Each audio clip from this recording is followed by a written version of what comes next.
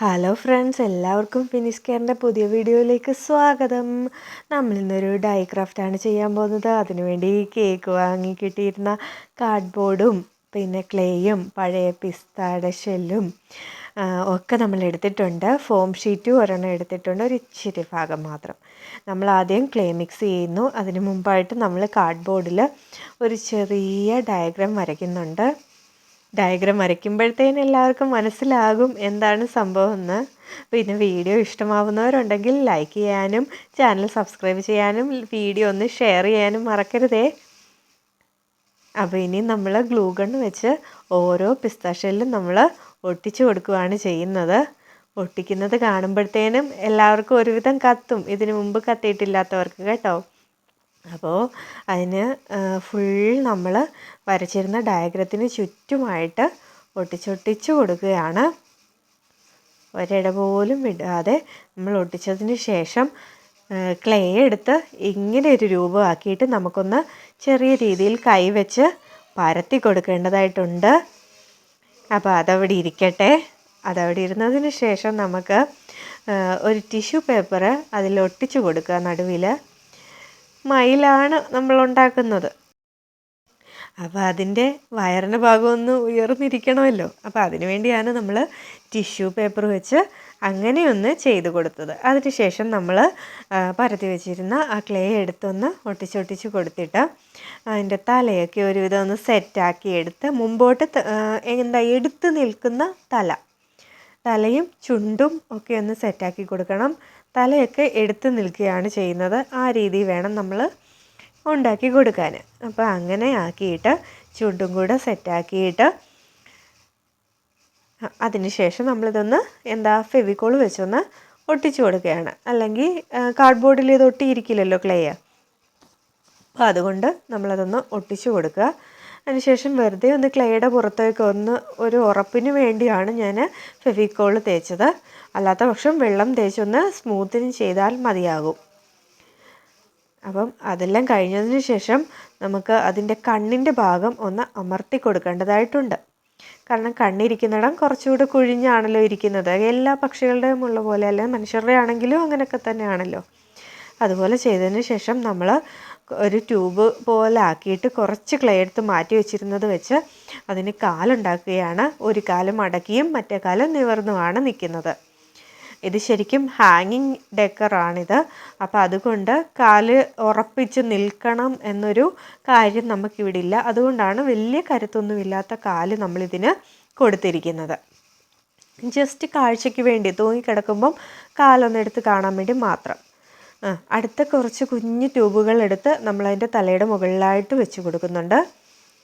അപ്പം അതിന് ശേഷം നമ്മളതൊന്ന് നിവർന്നിരിക്കണമല്ലോ, അല്ലാത്ത പക്ഷം ക്ലേ ഉണങ്ങി എനർജി ഇല്ലല്ലോ.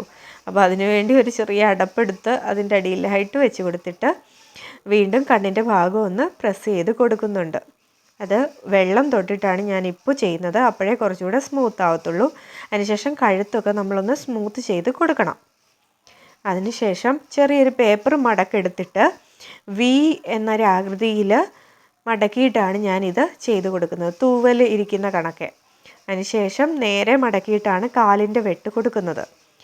അതിനുശേഷം ഞാൻ തൂവലിൻ്റെ തന്നെ കഴുത്തിൻ്റെ ആ ഒരു ഭാഗത്ത് വര പോലെ നമുക്ക് തൂവൽ കാണാൻ പറ്റുമല്ലോ കിളികളുടെ ആണെങ്കിൽ, അത് ചെയ്തിരിക്കുന്നു. അതിനുശേഷം ഫുള്ളായിട്ട് മയിൽപ്പീലിയുടെ ഭാഗം ഫുൾ ബ്ലാക്ക് അടിക്കുകയാണ്. അതിനുശേഷം ഗോൾഡൻ ഫാബ്രിക് ഗിൽറ്റർ കോട്ടിങ് കൊടുക്കാൻ വേണ്ടിയാണ്. അപ്പോൾ ആ ബ്ലാക്ക് അടിച്ചു. അതിന് ശേഷം നമുക്ക് ഇനി എൻ്റെ ബോഡി കളറാണ് അടിക്കാൻ പോകുന്നത്.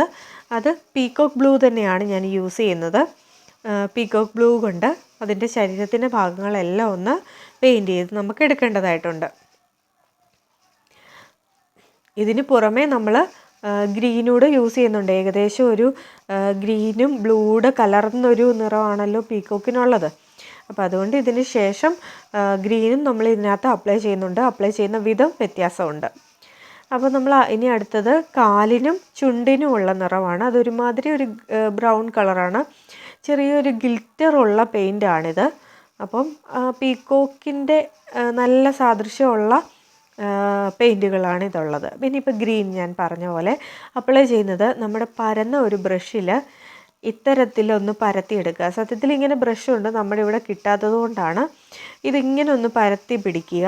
പരത്തി പിടിച്ച് അകത്തി വെച്ചിട്ട് നമ്മളിതൊന്ന് അടിച്ചു കൊടുക്കുക. അപ്പോഴേ ഇടയ്ക്കത്തെ ബ്ലൂ കോട്ടിങ് നമുക്ക് ചെറിയ രീതിയിൽ കാണാൻ പറ്റും. അപ്പം പെർഫെക്റ്റ് ആയിട്ടുള്ള ഒരു പീക്കോക്ക് ഗ്രീന് നമുക്ക് കിട്ടും. അതിനുശേഷം നമ്മൾ ഫാബ്രിക് ഗിൽറ്റർ എടുത്തിട്ട് ഗോൾഡൻ കളറാണ്, അപ്പോൾ അതെടുത്തിട്ട് നമ്മൾ അതിലൊന്ന് അപ്ലൈ ചെയ്ത് കൊടുക്കുകയാണ്. പീലിയുടെ ഭാഗത്ത് മൊത്തത്തിൽ പീലിയുടെ ഭാഗത്ത് അപ്ലൈ ചെയ്ത് കൊടുക്കുന്നുണ്ട്.